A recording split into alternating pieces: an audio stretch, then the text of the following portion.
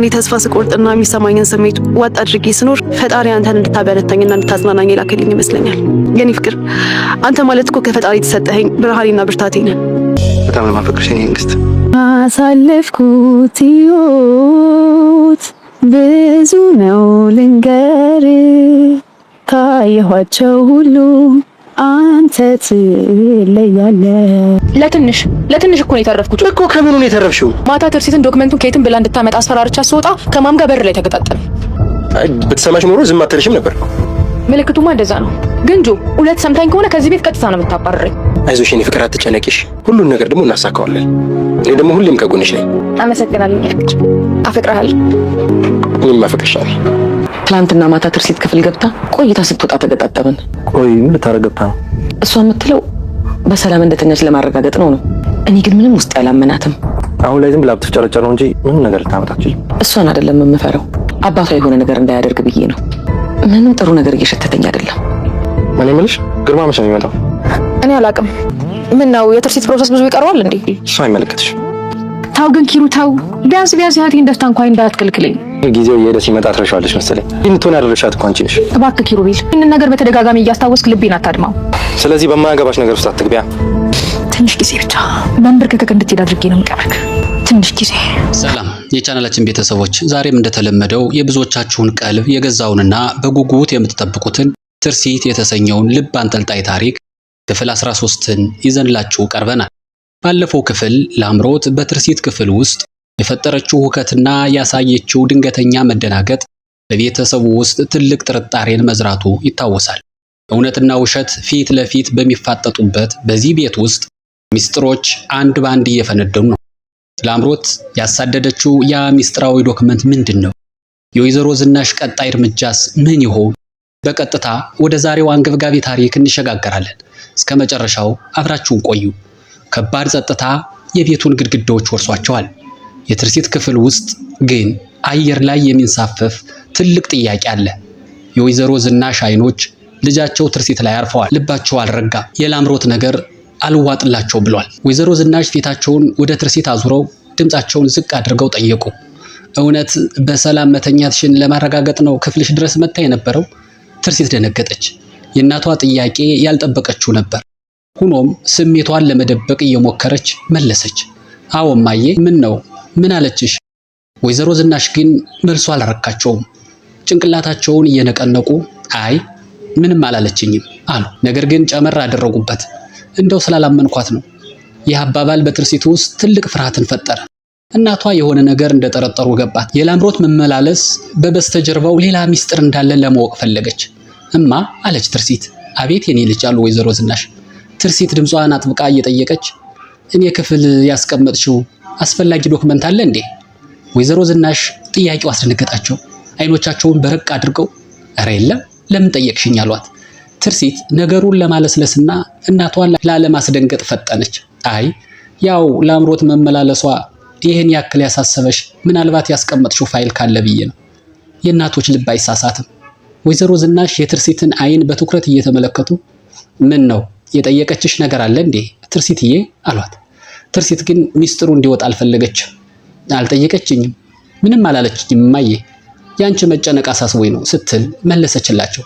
ወይዘሮ ዝናሽ ትንፋሻቸውን አውጥተው ይሁን እንደዛ ከሆነ ጥሩ አሉ። ነገር ግን በልባቸው ውስጥ የተቀጣጠለው የጥርጣሬ እሳት እንዳልጠፋ ፊታቸው ያስታውቅ ነበር።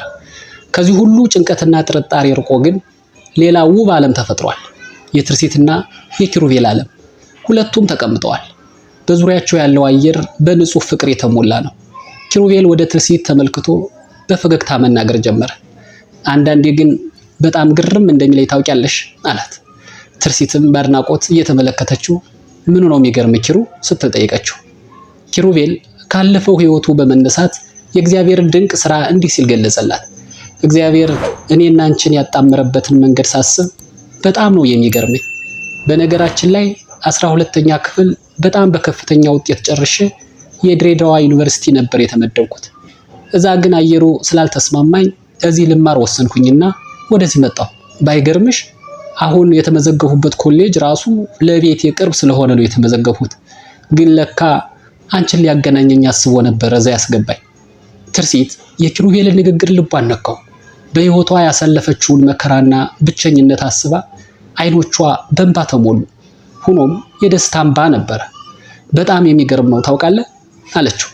እኔ ራሴ አንዳንዴ ተስፋ ስቆርጥና ስሜቴን ዋጥ አድርጌ ስኖር ፈጣሪ አንተ እንድታበረታኝና እንድታጽናናኝ የላከልኝ ይመስለኛል። የኔ ፍቅር አንተ ማለት እኮ ከፈጣሪ የተሰጠኸኝ ብርሃኔና ብርታቴ ነህ። ኪሩቤል በትልቅ አክብሮትና ፍቅር ተሞልቶ በጣም ነው የማፈቅርሽ የኔ ንግስት አላት። ትርሲትም ቀጠለች።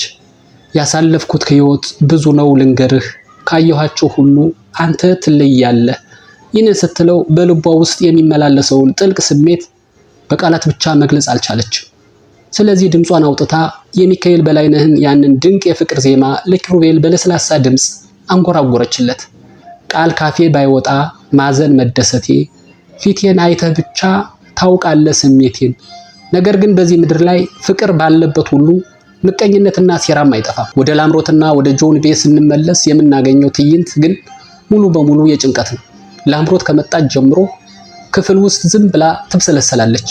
ልቧ ሊፈነዳ ደርሰዋል። ጆን ሁኔታዋ ስላላስደሰተው በትኩረት እየተመለከተ ጠየቃት። እኔ ምልሽ ቆይ ለምን የተፈጠረውን ተረጋግተሽ አትነግሪኝም? ከመጣሽ ጀምሮ ዝም ብለሽ ስትብሰለሰይ ስለነበረ እኮ ነው የምጠይቅሽ። ላምሮት አሁንም ድንጋጤዋ አልለቀቃትም።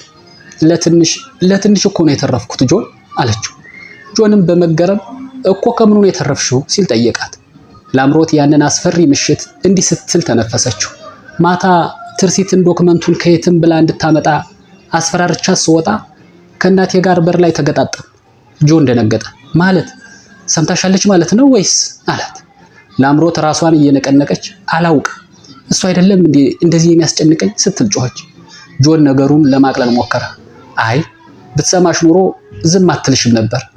ምልክቱማ እንደዛ ነው። ላምሮት ግን እናቷን ታውቃታለችና ግን እውነት ሰምታኝ ከሆነ ከዚህ ቤት ቀጥታ ነው የምታባረኝ አለች በከፍተኛ ፍርሃት። ጆን ሐሳብ አቀረበላት። ታዲያ መስማት አለመስማቷን ለምን ለማረጋገጥ አትሞክሪም? ላምሮትም ትንሽ አሰበችበትና እሺ እስቲ ሞክራለሁ አለች። ጆን ወደ እሷ ጠጋ ብሎ እጆቿን ይዞ አጽናናት። አይዞሽ የኔ ፍቅር አትጨነቂ እሺ፣ ሁሉን ነገር ደግሞ እናሳካዋለን። እኔ ደግሞ ሁሌም ከጎንሽ ነኝ። ላምሮትም በጆን ትከሻ ላይ ተደግፋ አመሰግናለሁ የኔ ፍቅር አፈቅርሃለሁ አለችው። ጆንም በምላሹ እኔም አፈቅርሻለሁ አላት። አድማጮቻችን የዛሬው ክፍል 13 በዚህ ይጠናቀቃል። ላምሮት የእናቷን ወይዘሮ ዝናሽን አለመስማት ለማረጋገጥ የምታደርገው ጥረት ምን ውጤት ያመጣ ይሆን? ወይዘሮ ዝናሽስ በእርግጥ ሰምተዋታል ወይስ ሌላ እቅድ አላቸው? የትርሲትና የኪሩቤልስ ንጹህ ፍቅር ከዚህ የሴራ ድር ሊያመልጥ ይችላልን? ቀጣዩ ክፍል 14 በተመሳሳይ ሰዓት ይዘንላችሁ እስክንመጣ ድረስ ታሪኩ ከተመቻችሁ ላይክ ማድረጋችሁ እንዳትረሱ። ለቻናላችን አዲስ የሆናችሁ ደግሞ ቀጣዩ ክፍል እንዳያመልጣችሁ አሁኑኑ ሰብስክራይብ በማድረግ የደወል ምልክቷን ይጫኑ። ታሪኩን ለወዳጅ ዘመዶቻችሁ ሼር በማድረግ አጋሩ። እስከሚቀጥለው ክፍል ሰላም ቆዩ። ይመቻችሁ።